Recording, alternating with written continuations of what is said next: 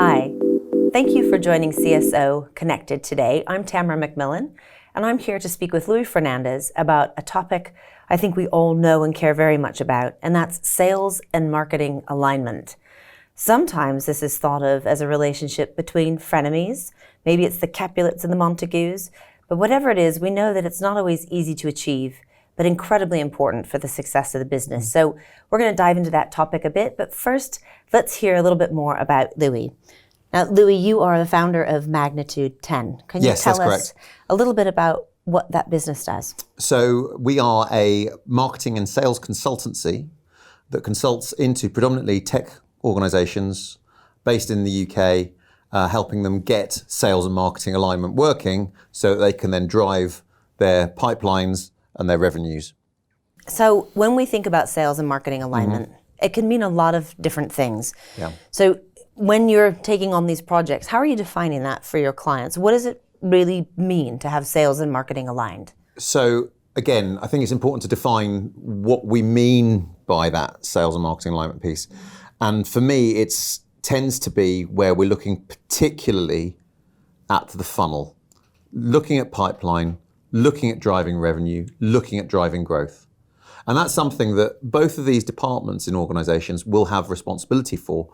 But generally it's been because they haven't aligned around metrics that I think you end up with a disconnect in those organizations. So when you say metrics, are you thinking of specific KPIs in Yes. terms of whether that's conversion rates or number of leads in or Yes. amount of revenue generated? Yes, I think that's exactly the nail on the head. If you think about how a lot of B2B marketing organizations have been measured historically, it has been exactly around number of leads generated. It has been around the infamous MQLs and SQLs. It's not been about revenue. It's not been around conversion, because those metrics have tended to sit fairly and squarely with sales. Now, if you're measuring two entirely different things and you're compensating people based on entirely different things, trying to get alignment, I would suggest, is going to be somewhat tricky. Yeah, so I think the first pearl of wisdom perhaps is around making sure that they're not only aligned on the objectives, which I think everyone would agree it's ultimately to drive revenue for the organization and profitability, but that actually how we incentivize and reward them for achieving those objectives needs to have some common ground. Absolutely. And I think it's one of these things that, again, if we say that we are all working together to achieve a revenue number, which, let's face it, that's what marketing and sales is there to do. Yeah. And we understand that by achieving the revenue number, that's how we're all going to be rewarded and compensated. You get people working together much more closely. Well, and I think I've also noticed, and I'm curious if you've experienced this, that as more businesses shift their compensation models in sales further down towards profitability and not just revenue, this is almost where if sales and marketing aren't aligned, you see the gap expand, because product marketing, for example, may be launching new features and benefits to products that aren't even that profitable, which sales is never going to want to sell because then they won't get paid. Do you see this as a new challenge? So I think that where organizations have brought together sales and marketing, they've done so in a way whereby people understand what the market wants and agree with what the market wants across that entire continuum. Yeah. The challenge, I think, comes, going back to the product marketing side, is if you have people working in isolation and we've developed something in product marketing or product management even that we believe the market wants without ever really testing it with the customer. And I've seen that happen on occasions. I think we all have, definitely. Then on the flip side of it, at the other end of the funnel, you then have the sales guys who have a different opinion, because they'll say, this is what we believe the market wants, but generally that's based on, this is the last thing I sold. Or the customer yelling the loudest. Or the customer that yelling the loudest, when actually that may or may not be the right thing. Yeah. And it's certainly not representative of the market. You then have a third view, which is almost the management view, that says we need to sell more of this product or service over here because it has the highest revenue on it, which then goes back to the point you made earlier on, Tamara, where it's around profitability. Yeah. It might have a large revenue number attached to it, but is it actually profitable? And when you go into the deals and understand how those deals operate, yes, it's had a large ticket value.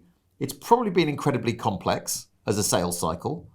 It's probably taken you away from your core products and services, and you've had to effectively customize some stuff. It's then going to be difficult to serve. And actually, by the time you've actually done it, which has been difficult, and you've had to bring in, additional resources that you wouldn't normally have, that deal could well be underwater. So looks great on paper in terms of the headline number.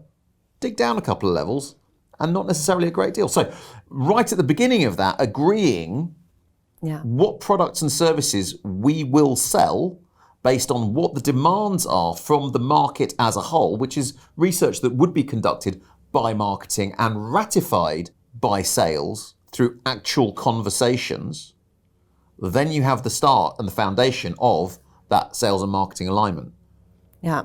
I think we often think about sales and marketing alignment, particularly around the acquisition of new customers. Yes. But what are the key things or the benefits for the existing base? Because let's face it, 80% of revenue is going to come from the existing customers year on year, right? Maybe even more. So we focus a lot of our effort and energy on winning the new customers, which we all do need. But there's this massive demand, and how we work together on the existing customers, I think, is equally important. It is.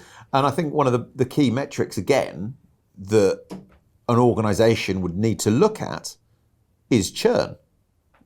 Because it's great that we fill the funnel and we concentrate on filling the funnel and we do a load of revenue that keeps on filling that. If we're not looking after our existing customers, it's not even necessarily just about upsell, cross-sell opportunities and creating those in particular accounts. It is about retaining that revenue, because what is the stat? The stat is something along the lines of, it's 6 times more expensive to bring in a new account than it is to retain an existing one. In which case, if you've had all those upfront costs of bringing in new business, why on earth wouldn't you then service it in a way that encourages retention? Absolutely. So what do you think the challenges are within the individual people, within the marketing organization and the sales? Do you think that they would like to work together if they were equally motivated and incentivized? Or is it that there is some true disdain for one another in the efforts that we make? So let's start off with a maxim that I believe in, which is very much, I don't believe anyone comes to work in the morning to do a bad job. So if you start with that, I wholeheartedly agree. If you start with that as your main premise, the people want to do the right thing. That's the first thing. Where I think it breaks down, though, is where people don't necessarily understand or appreciate what their counterparts are doing, how tough those jobs can sometimes be, or how it then relates to other things that they are doing. So it's almost about walking a mile in each other's shoes. Yeah, and if you have shared KPIs or objectives or metrics that you're measured and compensated against, that becomes that much easier, doesn't it? Because Absolutely. we have something that we share in common. So your success is my success.